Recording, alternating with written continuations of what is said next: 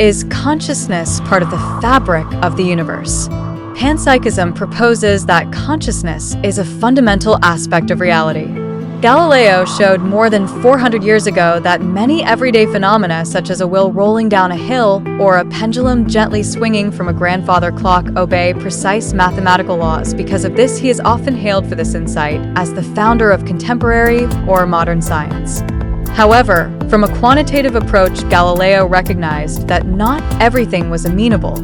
He claimed that color, taste, and smell, and the like are nothing more than mere names and were subjective, as they exist only in consciousness. Phenomenologically speaking, the qualities aren't really out there in the world. He added, they only exist in the minds of creatures that perceive them. For instance, if the living creature were removed, he added, that all these qualities would be wiped away and annihilated. Hence, the tree would make no sound in the forest if it fell, because nobody would be there for the sound to emerge into consciousness. Physical sciences have leaped forward since Galileo's time when explaining how things work, from the largest galaxy clusters to the tiniest quarks. However, when explaining the attributes that reside only in consciousness, for instance, a red sunset or a lemon's bitter taste has proved far more difficult. Neuroscientists have identified a number of neural correlates of consciousness that are brain states associated with specific mental states. However, they fail to explain how matter forms minds in the first place. Colin McGinn, a philosopher, wrote in a 1989 paper, "Somehow, we feel the water of the physical brain is turned into the wine of consciousness," which he dubbed that this issue was the hard problem of consciousness. In September 2023, at Marist University in Poughkeepsie, New York, during a two-day workshop, scholars gathered to debate the problem focused on an idea known as Pan-Psychism, that like mass or an electrical charge, proposing that consciousness is a fundamental aspect of reality. Plato took it seriously, as the idea goes back to antiquity, and he has had some prominent supporters over the years, such as William James, the psychologist, and Bertrand Russell, the philosopher and mathematician. Ever since Goff's book, Galileo's Error, which argues forcefully for the idea, it has seen renewed interest. An event was organized and was funded through a grant from the John Templeton Foundation. Goff and philosopher André Buckaref of Marist put together in a small lecture hall with floor-to-ceiling windows that overlooked the Hudson River. Approximately 24 scholars probed the possibility that perhaps it's fundamental, or basically its consciousness, all the way down. However, can consciousness be accounted for by physical facts alone? Pan-Psychism appeal is that it seems to provide a workaround to Chalmers' question that we no longer have to worry about how inanimate matter forms minds, as mindedness was and is always there all along, residing in the very fabric of the known and theoretical universe. Chalmers himself suggested that individual particles might be somehow aware, embracing a form of panpsychism. Further, he said in a 2014 TED Talk that some photons could be a primitive precursor to consciousness itself and might have an element of raw, subjective feeling. Neuroscientist Christoph Koch, who is also on board with the idea, wrote in his 2012 book Consciousness that if consciousness is accepted as a real phenomenon that is not dependent on any particular material, basically it's substrate independent. As philosophers propose, then it is a simple step to conclude that the cosmos is suffused with awareness/sentience. Panpsychism argues with the majority opinion in both the physical sciences and philosophy that consciousness is something that arises in certain complex systems, such as human brains, and it is an emergent phenomenon. When seen in this way, which admittedly are still only poorly understood, individual neurons are not conscious. However, due to the collective properties of approximately 86 billion neurons and their interactions, brains, along with their bodies, perhaps are conscious. The surveys carried out on the subject suggest that slightly more than half of academic philosophers support this idea, known as physicalism or emergentism. On the other hand, about 1/3 reject physicalism and lean toward alternatives, like panpsychism, as one of many possibilities. Goff made the case that physics has missed something essential at the workshop when it comes to our inner mental life. Most physicists think about experiments when formulating their theories, he said. I think they should be thinking, is my theory compatible with consciousness? Because we know that's real. It was the concern of many philosophers at the meeting that appeared to share Goff's concern that physicalism falters when it comes to consciousness, says Hedda Hasselmork, a philosopher at the University of Inland Norway. You still wouldn't know what it's like to be me even if you knew every last detail about my brain processes.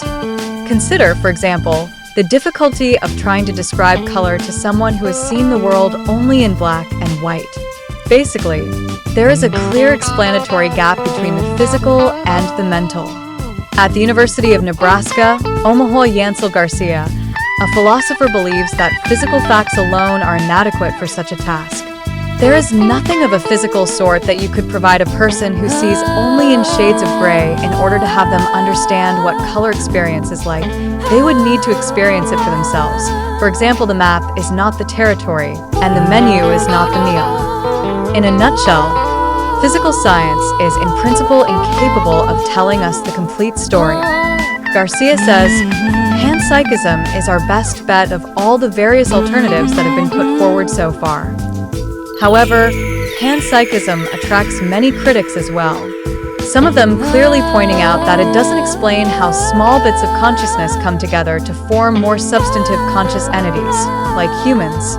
Detractors say that this puzzle, which is known as the combination problem, amounts to Pan-Psychism's own version of the hard problem. Goff admits that the combination problem is where most of our energies are going, and it is a serious challenge for the Panpsychist position. Further, other detractors also question Panpsychism's explanatory power. Neuroscientist Anil K. Seth, in his 2021 book, Being You, wrote that the main problems with Panpsychism are that it's an easy get out to the apparent mystery posed by the hard problem. On the whole, it doesn't really explain anything, and it doesn't even lead to testable hypotheses. Most of those invited to the workshop were philosophers, but there were also talks by physicist Sean Carroll and Lee Smolin, and by cognitive psychologist Donald Hoffman. Carroll, a professor at Johns Hopkins University and a hardcore physicalist, occasionally quipped, "I'm surrounded by panpsychists," as he served as an unofficial leader of the opposition as the workshop unfolded. Goff and Carroll, with their divergence of their worldviews, quickly became apparent when, during a well-attended public debate between them, Goff said that physicalism has led precisely nowhere, and suggested that the very idea of trying to explain consciousness in physical terms was incoherent. Nevertheless, Carroll argued that physicalism is actually doing quite well, and that although consciousness is one of many phenomena that can't be inferred from goings-on at the microscopic level, it is nonetheless a real, emergent feature of the macroscopic world. He offered the physics of gases as a parallel example. At the micro level, one talks of atoms, molecules, and forces, and at the macro level, one speaks of pressure, volume, and temperature. These are two kinds of explanations, and which one you use depends on the level being studied, but they present no great mystery and are not a failure on the part of physics. Before long, Goff and Carroll were deep into the weeds of the so-called knowledge argument, also called Mary in the black and white room, in that Mary has no concept of color in a black and white world, and the zombie argument that some but not all are sleeping and or are not fully conscious human beings, seeing only images of shapes and colors as they walk down the street, and their lives have no real meaning. Both of them boil down to the same key question, that being, is there something about consciousness that cannot be accounted for by physical facts alone? Much of the rhetorical debate between Goff and Carroll amounted to Goff answering yes to that question, and Carroll the opposite. Another objection some attendees raised is that, but how can you deduce anything at all about another person's mind, as Panpsychism doesn't address what philosophers call the other mind's problem? Rebecca Chon, a philosopher at San Jose State University, claims that you have direct access to your own mind because even if Panpsychism is true, there will still be vast amounts of things, namely, things related to what the experiences of others are like that we still won't or cannot know. She worries that invoking an underlying layer of mindedness is a bit like invoking God. She says, referring to the notion that God is needed to fill the gaps in scientific knowledge. In short, she argues that I sometimes wonder if the panpsychist position is similar to God of the gaps arguments. Other ideas were batted around. The idea of cosmopsychism was floated roughly, the notion that the universe itself is conscious. Paul Draper, a philosopher at Purdue University who participated via Zoom, talked about a subtly different idea known as psychological ether theory, essentially, that brains do not produce consciousness, but rather make use of consciousness. In this view, consciousness was already there before brains existed, like an all-pervasive ether. If the idea is correct, Draper writes, then if this is true that, in all likelihood, God actually exists.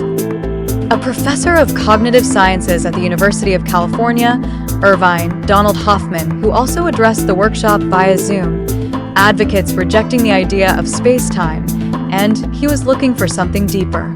He cited the increasingly popular idea in physics that space and time may not be fundamental and may instead be emergent phenomena themselves. The deeper entity related to consciousness. Hoffman developed this idea in a 2023 paper entitled Fusions of Consciousness. Within it, he suggests consciousness may consist of subjects and experiences that are entities beyond space-time and not within the space-time continuum. Smolin, a researcher at the Perimeter Institute for Theoretical Physics in Ontario, who also participated via Zoom, has similarly worked on theories that appear to offer a more central role for conscious agents. In a 2020 paper, he suggested that the universe is composed of a set of partial views of itself, and that conscious perceptions are aspects of some views, a perspective that he says can be thought of as a restricted form of Pan-Psychism. Carroll, when he was speaking after the session that included both Hoffman and Smolin, quickly noted that his own views diverged from those of the speakers. Over lunch, he noted that attending the workshop sometimes felt like reading Reddit posts from fans of a TV show that you're just not into. He admitted that endless debates over the nature of reality sometimes left him frustrated. People ask me, what is physical reality? It's physical reality. There's nothing that it is. What do you want me to say? Would you like to hear that it's made of macaroni or something? However, even Carroll himself even admits that there's more to reality than meets the eye, and is an avid supporter of the many-worlds interpretation of quantum mechanics, which holds that our universe is just one facet of a vast quantum multiverse.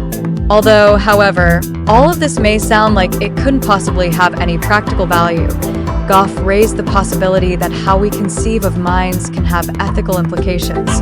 Take the question of whether fish feel pain. Traditional science can study only a fish's outward behavior, not its mental state. To Goff, focusing on the fish's behavior because it leaves out what's most important. What the fish actually feels is not only wrong-headed, but horrific. We're going to stop asking if fish are conscious and just look at their behavior. However, who actually cares about the fish's behavior? I want to know if it has an inner life, because that's all that matters. However, feelings and behavior are intimately linked for physicalists such as Carroll, which means we can avoid causing an animal to suffer by choosing not to put it in situations in which its behavior suggests it is suffering. Carroll says, but that's not our world, because if there were no connection between behavior and feelings, we'd indeed be in big trouble. Seth, the neuroscientist, was not at the workshop, but I asked him where he stands in the debate over physicalism and its various alternatives. Physicalism, he says, still offers more empirical grip than its competitors, and he laments what he sees as excessive hand-wringing over its alleged failures, including the supposed hardness of the hard problem. He said on, critiquing physicalism on the basis that it has failed is willful mischaracterization. It's doing just fine, as progress in consciousness science readily attests. Seth wrote, asserting that consciousness is fundamental and ubiquitous does nothing to shed light on the way an experience of blueness is the way it is, and not some other way. In an article published in 2021 in the Journal of Consciousness Studies, he states, nor does it explain anything about the possible functions of consciousness, or why consciousness is lost in states such as dreamless sleep, general anesthesia, or when one is in catalepsy, or when in a coma. As Garcia put it, in spite of the allure of a universe imbued with consciousness, I would love to be talked out of it. Even Pan-Psychism, most ardent followers sometimes seem to hesitant or to dive into the deep end. Consciousness and life. If a machine can fake awareness so well, what exactly is the real thing? As AI grows more fluent in mimicking human empathy, language, and memory, we're left asking. As AI grows more fluent in mimicking human empathy, language, and memory, we're left to confront an uneasy problem. If a machine can fake awareness so well, what exactly is the real thing? Apps such as Showice and Replica have been utilized by more than 500 million people around the world who have downloaded artificial intelligence chatbot companion. Chatbots, of course, aren't conscious. They just feel that way to users, who often become emotionally attached to them. These virtual confidants can provide empathy, support, and sometimes even deep relationships. What is consciousness? Is a deceptively simple question, one that scientists, philosophers, and even neuroscientists even now still struggle to answer. Unlike other scientific phenomena, one can observe behavior or brain activity, but not the subjective experience itself. Therefore, consciousness cannot be observed directly. Whether human awareness is a stage where inputs compete for our attention or a unified system processing information all at once is still up for, or open even today, are up for debate. In fact, colors or tastes that arise because of consciousness within our reality may stem from subjective internal experiences, as suggested by a thought experiment about pain, pleasure, invert philosophical zombies, described here. As complicated as this mystery seems for tasks such as remembering, making decisions, and imagining, human cognition operates at a relatively slow, fixed speed of roughly 10 bits per second. Sudden insights can bubble to the surface while unconscious operations churn away, and people's brain waves predictably sync up as the individuals interact, which is perhaps an evolutionary adaptation that helps us bond.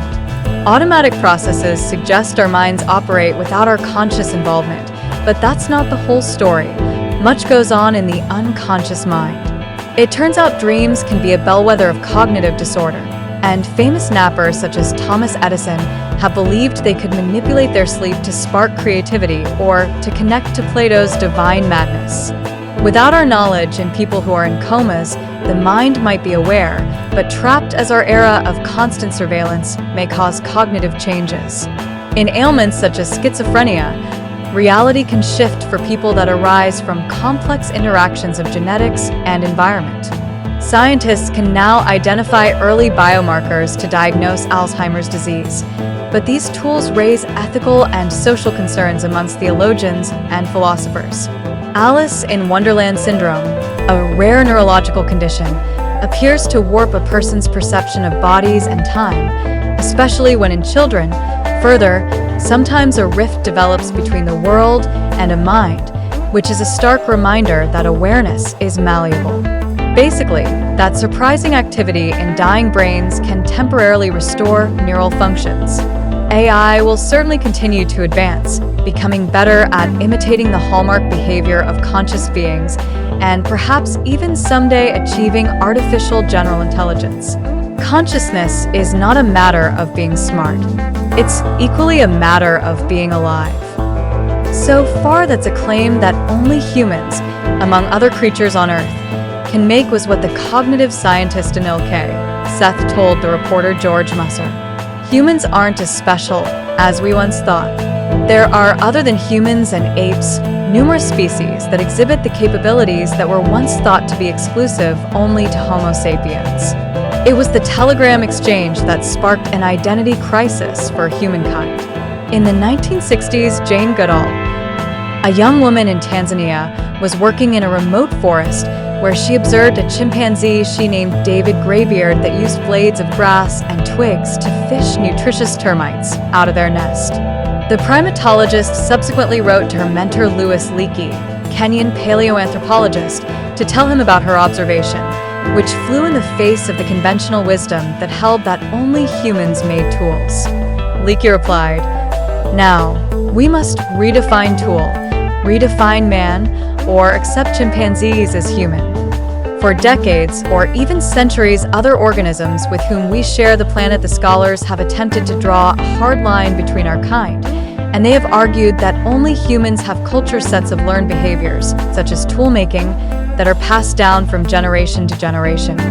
Further, they have even proposed that humans alone think symbolically when using or utilizing signs to represent objects or ideas.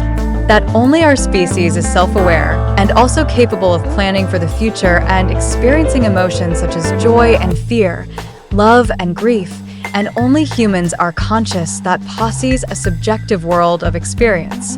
Charles Darwin, when writing in the late 1800s, stated that animals share the same cognitive abilities and emotions that humans do, and that any differences between humans and non-humans are a matter of degree and not kind. It was once suggested that anthropomorphism was a cardinal sin, in that God created all the animals in their current forms and was not the process of nature and/or evolution. Further, scientists who studied animal behavior and cognition took the position that ascribing human thoughts, feelings, and motivations to animals in the absence of any way to reliably read animal minds was adverse to the teachings and wisdom of the Bible. However, in recent decades, they have witnessed and logged other examples of other species demonstrating these capabilities that with evolution have been forged or have evolved or emerged from the tree of life. The findings have spurred fresh thinking about what exactly distinguishes Homo sapiens, with our vaunted intellect, from every other species on Earth. Let's look first at our evolutionary nearest and dearest to get a clearer picture. At around 3 times as large as our closest living relatives, the Homo sapiens possess larger brains than the chimps and bonobo, outcompeting other branches of humanity until we were the last hominin standing. The brain requires 20% of our energy budget despite making up only 2% of our body mass. Naturally, anthropologists have wondered why we evolved such energetically expensive brains. Further, Homo sapiens are the sole surviving member of what was once a diverse group of humanoids that shared our planet. Surely our big brains, and all the clever things they allow us to do, were a major reason for our success as a species, a vital factor in why we alone went on to spread across the globe and thrive in every ecosystem we set our sights on. Our closest evolutionary cousins, the Neanderthals, left behind decorations that suggest they use symbols, which may indicate a capacity for language. Nonetheless, virtually every trait that anthropologists have identified as one that might have set our kind apart has subsequently been found in another member of the primate family. Our smaller-brained relative Homo erectus and an unknown hominin, possibly Australopithecus afarensis, shaped basalt cobbles into cutting tools, demonstrating an understanding of the material properties of stone and a vision for how to transform a lump of rock into a useful implement at 3.3 million years ago, long before brain size began to expand in our lineage. And it's not just our closest hominin and great ape relatives that share our powers of cognition. Further, humans were long thought to be the only moral animals, uniquely equipped with a sense of right and wrong. However, we no longer believe that this is false and not the case. It was found in laboratory experiments that brown capuchin monkeys would decline a reward of a slice of cucumber if they observed another monkey receiving a better treat, for instance another fruit or a grape, for the same task by the late primatologists Franz de Waal and Sarah F. Brosnan. The monkey's rejection of unequal payment for equivalent work demonstrated that they have a sense of fairness and experience moral outrage when they get a raw deal. There were other animals that exhibited other elements of morality, including empathy. For instance, mice can share the emotional state of another individual, exhibiting increased sensitivity to pain if they see a companion showing signs of pain. Dogs will offer consolation if they recognize distress in their owners. Rats, if taking the food means inflicting pain on another rat, will sacrifice their own gains to alleviate the suffering of a conspecific, even if they miss out on a treat or food reward. Empathy and other complex emotions were long considered beyond the experience of non-human creatures. However, contemporary experiments mounting evidence indicate that they are widespread among mammals. Some of the most striking examples involve emotional responses to death. An orca known as Tahlequah in 2018 made headlines around the world when she carried her dead calf with her for 17 days while she swam 1,000 miles across the Salish Sea. She lost another calf in 2024, and this time, she held on to its corpse for at least 11 days before releasing it. Researchers characterized the mother orca's reaction and/or behavior to these losses were logged as grief. Further, monkeys and elephants also have been observed to mourn the loss of bonded individuals. It's not just large-brained mammals that appear to express sorrow. However, among others, Barbara King, who is known for her research and writing on animal cognition and emotion, has described compelling examples of grief in peccaries, donkeys, and ferrets. The Eurasian magpie, a species of bird, can recognize itself in the mirror sign of consciousness, as fellow mammals are not the only animals to show signs of thinking and feeling as humans do. On top of that, fish also feel pain, which is another conscious experience, when given an injection that causes discomfort. And further, lab zebrafish will vacate their preferred habitat, even when it has been decorated with pleasing rocks and vegetation, to visit a barren habitat whose water is infused with a pain reliever, so these creatures may also be sentient, as studies of bees and other insects suggest that they may experience both pain and joy. Although the evidence for consciousness in fish, reptiles, insects, and other invertebrates has yet to accumulate to the degree that it has in mammals and birds, however, there are documents that could shed light and also perhaps help shape policies governing animal research ethics and welfare. For recently, researchers are taking the possibility far more seriously than they have in the past. In 2024, dozens of scientists signed a declaration acknowledging that species quite different from humans may have experiences of consciousness, and that this possibility needs to be considered in decisions that affect these animals. In recent years, researchers have increasingly begun to explore the idea that plants traditionally viewed as non-cognitive beings can learn, remember, make decisions, communicate, and experience the world uniquely is one more group of organisms that also deserves a mention. Consider the Venus flytrap, a carnivorous plant that catches flies, ants, and other insects when they brush against the sensory hair-like structures in the plant's trap. In this way, some investigators propose that the plants are conscious, as they state that the plant remembers when it is touched. After 2 touches, the trap closes, imprisoning the insect or its prey. After 5 touches, it produces the enzymes needed to digest its well-earned catch. Other plants emit chemical signals that summon predators of their attackers when sensing they're being munched by hungry insects.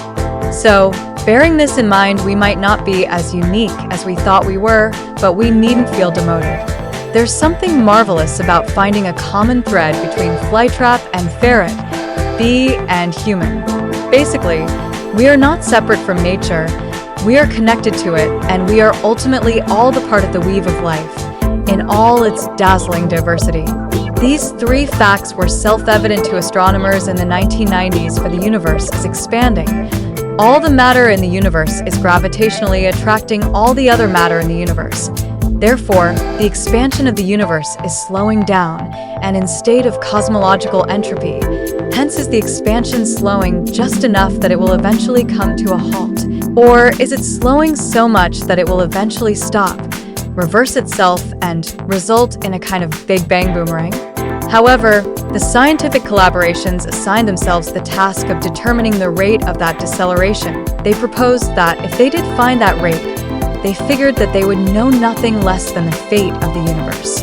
The answer, which the 2 teams reached independently in 1998, was precisely the opposite of what they expected, because the expansion of the universe isn't slowing down, it is in fact speeding up. It is well documented that cosmology has often lent itself to unthinking assumptions that turned out to be exactly wrong. The example is geocentrism, or that the Earth is the center of the universe, until we discovered that the Earth was in fact heliocentric, or it orbits the Sun. Basically, before the invention of the telescope, there were occasional philosophers suggesting that the Earth orbits the Sun, and not the other way around. Over the couple of millennia before the invention of the telescope in the early 1600s, it was self-evident, because the vast majority of astronomers could simply look up and see for themselves that the Sun orbits Earth. However, Most of the history of astronomy had relied on an unthinking assumption: the heavens would always be out of reach. Like the prisoners in Plato's parable, the line and the cave that we would forever be at the mercy of our perceptual limitations, trying to make sense of the motions in a two-dimensional celestial realm that was the cosmic equivalent of a cave wall. The invention of the telescope in the first decade of the 17th century overturned both those assumptions, for 17th century technology showed that the Earth orbits the Sun and that the heavens are at our fingertips.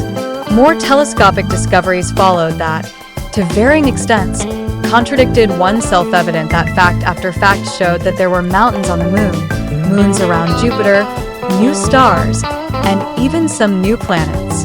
Some assumptions turned out to have been not just unthinking, but unthinkable. For instance, how could anyone in the history of civilization ever have looked at Saturn and thought, "I'm assuming it doesn't have rings"?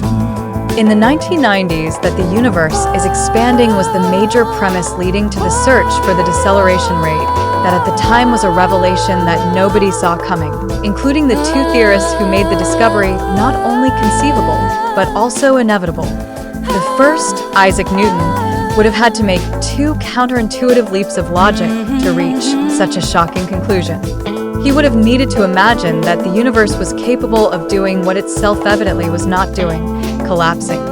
Then, he would have needed to conceive of it as doing the opposite, which showed it wasn't collapsing, but getting bigger. In November 1915, Albert Einstein, the second theorist who paved the way for the expansion discovery, did conceive of it, for he presented the equations underlying his general theory of relativity that, according to his mathematical calculations, that the universe should be volatile over time, either expanding or contracting.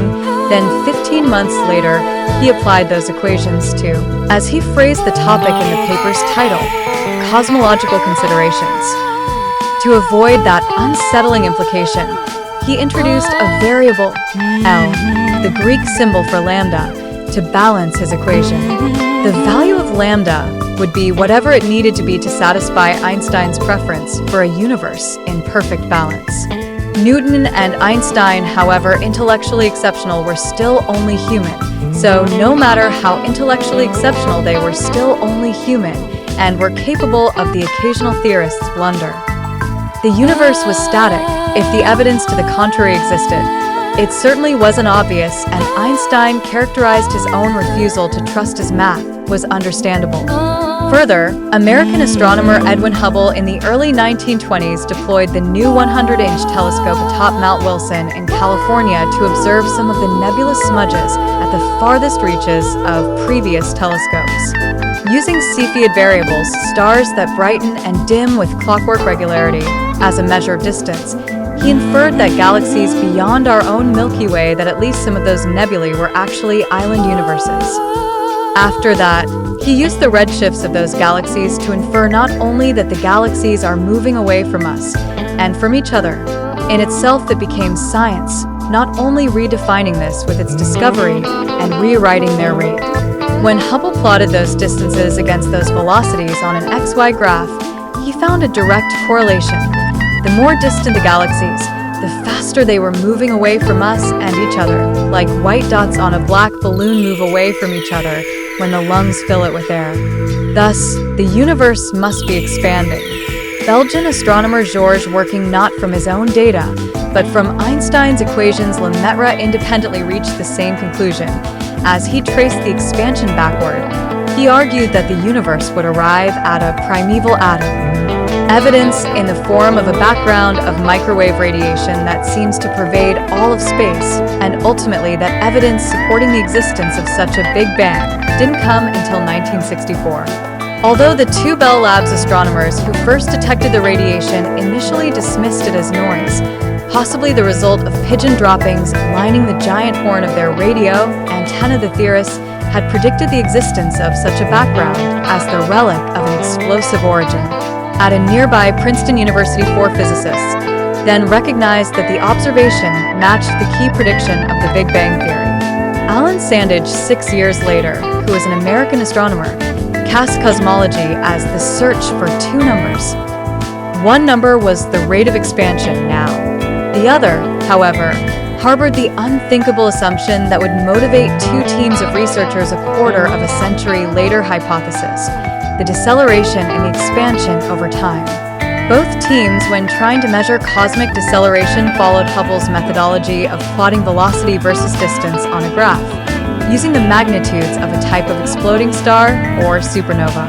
At some distance, though, they both assumed that the line would depart from its 45-degree trajectory and dip, indicating that the apparent magnitudes of the supernovae were brighter, and therefore nearer, than they would be in a universe expanding at a cosmological constant rate.